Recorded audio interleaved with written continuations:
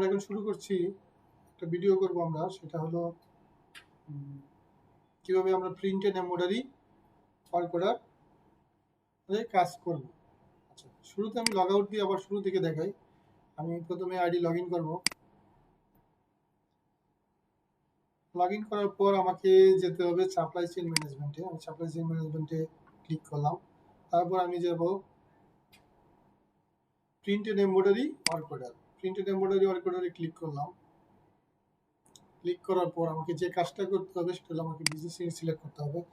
আমি কোন বিজনেস ইউনিটের জন্য প্রিন্ট অথবা এমব্রয়ডারি ওয়ার্ক অর্ডার তৈরি করতেছি। আমি মনে করেন যে অ্যাপারেল সিলেক্ট করলাম। অ্যাপারেলসের জন্য print and embroidery work order করবো, দিয়ে অ্যাড দিব।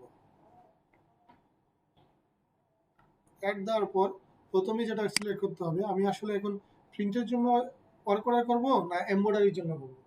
আমি যেটার জন্য করব সেটা সিলেকশন করে নেবো। আমি সিলেকশন করে নিলাম প্রিন্ট। আচ্ছা, প্রিন্টে নেওয়ার পরে ওয়ার্ক অর্ডার ডেট, এটা আজকেরটা থাকবে। এক্সপেক্টেড ডেট মানে কবে আমাকে কাজটা ডেলিভারি দিবে সেটার একটা ডেট আমি দিব, 10 দিন 5 দিন আগে। তারপর হলো আমি কোন সাপ্লায়ারের কাছে এটা পাঠাবো প্রিন্টের জন্য, আমি দিলাম পালাক।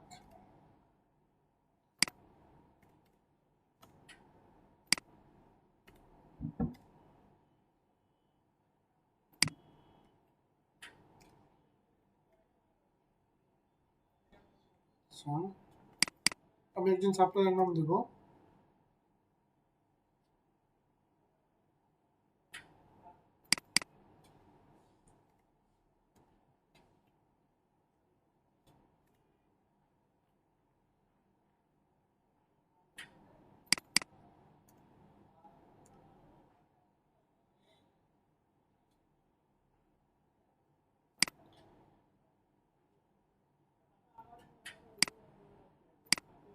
আচ্ছা, আমি যে সাপ্লায়ারের কাছে পাঠাবো সেটা সাপ্লায়ারের নাম দেবো। আমার যদি সাপ্লায়ার না থাকে তাহলে সাপ্লায়ার ক্রিয়েট করে নিতে হবে সাপ্লাই ম্যানেজমেন্ট থেকে। তারপর আমার কি করতে হবে, এই সাপ্লায়ারের যে কন্ট্রাক্ট পারসন তার সাথে সিলেক্ট করব। আমি অ্যাজ এ মার্চেন্ডাইজার এই যে তার জন্য অর্ডার দিব সেই মার্চেন্ডাইজারের নাম সিলেক্ট করব। সেক্ষেত্রে আমার নাম হতে পারে, আমার সিনিয়রের নামও হতে পারে। তারপরে ডেলিভারি পয়েন্ট, এটা প্রিন্ট করার পর এটা কোথায় ডেলিভারি দিবে সেটা আমি যদি লিখে দিতে মানে বলে দিতে চাই তাহলে সেটা বলে দিব। আমি দিলাম যে হাটিপাড়া এপিএস। আচ্ছা, কারেন্সি রেট।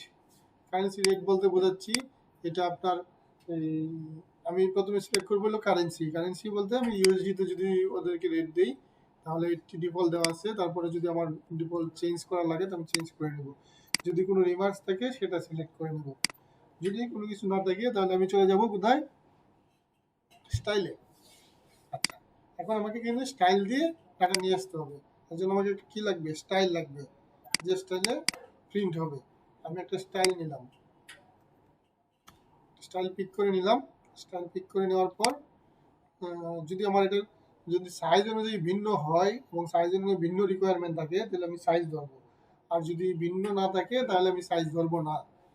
আচ্ছা, সাইজ না ধরার পরে আমি যেটা করব, আমি সাইজ ধরি। আমি এখানে সাইজ ধরে নিলাম S M L S M.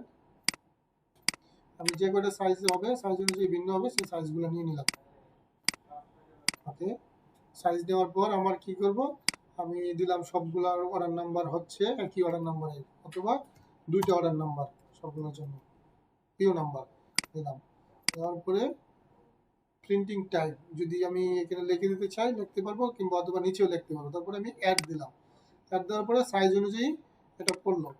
আচ্ছা, সাইজ অনুযায়ী পড়ার পর আমি কোন সাইজের জন্য কত পিস মানে কত পিস গার্মেন্টস দিচ্ছি কাজ করব সেটা আমাকে এখানে দিতে হবে। আমি দিলাম এই এস এর জন্য 2000, এম এর জন্য 2000। আচ্ছা, ইউনিট রেট 12। 12 বলতে আমার ডজনে এটা কত ডলার প্রাইস প্রিন্টের জন্য তাকে আমার দিতে হবে সেটা আমার সিলেক্ট করে দিতে হবে। দিলাম ডজনে 8।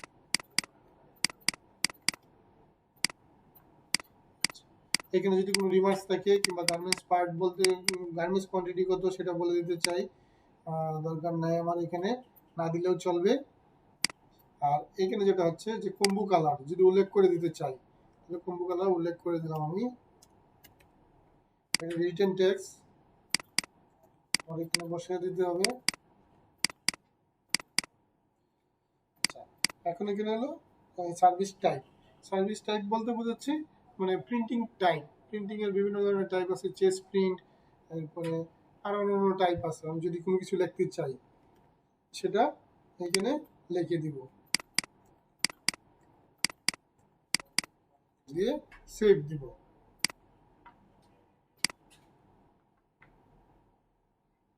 সেভ দেওয়ার পর আমার যে কাজটা করতে হবে, এটার জন্য ইমেজ যদি আপলোড করতে চাই, আমি যদি ইমেজটা দিয়ে দিতে হয় তাহলে আবার এডিট দেব। এডিট দিয়ে আমি প্রত্যেকটা ডাটা ধরে ধরে ইমেজ আপলোড করতে পারবো। প্রত্যেকটা ডাটা ধরবো, আপ ইমেজে ক্লিক করব, চুজ ফাইল, আমি ইমেজ সিলেক্ট করব, আপলোড দেব।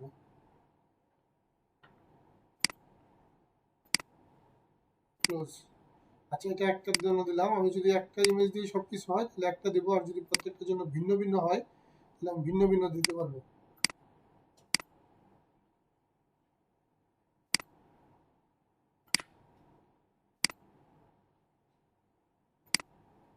আমি ছবি সিলেক্ট করে নিলাম, আপলোড। আচ্ছা, আমি সেভ দিলাম, তিনটাই দিলাম ওর জন্য। তারপরে আমি দেখবো এটার প্রিভিউটা দেখবো যে কিরকম হলো। প্রিভিউটা আমার সবগুলো যেহেতু একই স্টাইলের, এই জন্য একই একটা ছবি আসছে, একটা ছবি আসবে। তো সেই ক্ষেত্রে আমি দেখবো যদি আমার কোয়ান্টিটি, রেট, ভ্যালু ঠিক থাকে তাহলে এটাকে আমি অ্যাপ্রুভ দিয়ে দিব। প্রথমে রিকোয়েস্ট করে অ্যাপ্রুভাল দিব, তারপরে অ্যাপ্রুভ দিব। আচ্ছা, এটা হলো আমার প্রিন্টিং এর জন্য অর্ডার করলাম। যদি আমি এমব্রয়ডারির জন্য করি তাহলে আমি কেমনে করবো? তো এমব্রয়ডারির জন্য করলে সেম ভাবে করতে, আবার আমি অ্যাড দেব। আমি একটা এখন এমব্রয়ডারি ওয়ার্ক করে দেখাচ্ছি।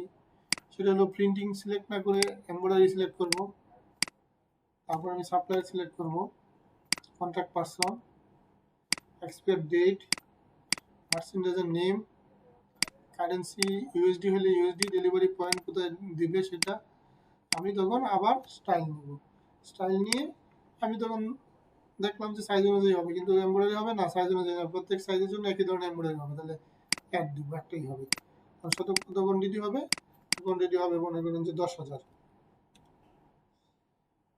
এটা এমব্রয়ডারি পার বডি পিসে মানে 12 পিসের জন্য রেট ইউনিট যেহেতু 12 দেওয়া, 12 পিসের জন্য আমি কত ডলার দিব সফটওয়্যারকে সেটা এখানে উল্লেখ করে দেবো, দিয়ে সেভ।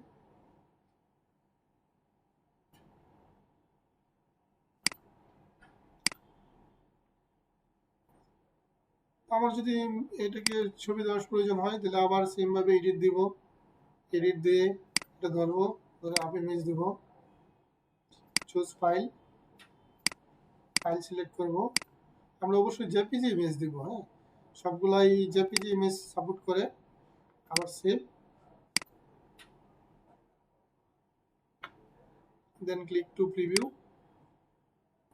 আমরা প্রিভিউ দিব, প্রিভিউ যদি দেখি এটা ঠিক আছে, size, quantity, value, unit price সবই যদি ঠিক থাকে তাহলে আমরা এটাকে অ্যাপ্রুভ দিব। অ্যাপ্রুভ দিলে রিকোয়েস্ট ফর অ্যাপ্রুভাল, তারপরে অ্যাপ্রুভ।